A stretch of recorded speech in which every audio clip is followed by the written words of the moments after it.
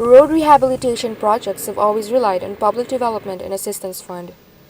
And now, since it was abolished, our projects of DPWH has been funded by our regular infra fund from our Department Public Works and Highways, no?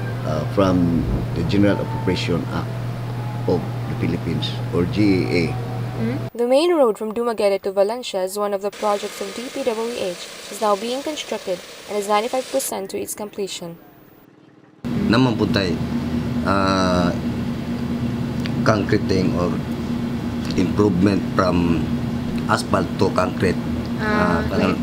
Dumaguete Valencia Road Japon. 35 million na siya, o 32.1. Yeah, ano sa mga siya Million. expected nga mahuman, sir? Mga kuan pa na, dugay-dugay pa na, July 6 pa.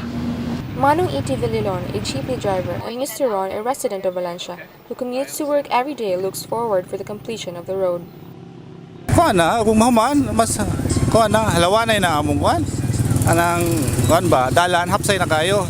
Wala na tong mga daghang tapak. But for me, it is okay. It is slow, but it needs to be done. I am happy with it. Vehicles could finally pass through this road after the rehabilitation is done, and people will find it easier and safer for them at last to travel in and out of the two municipalities. Erna Lipan, Silliman News.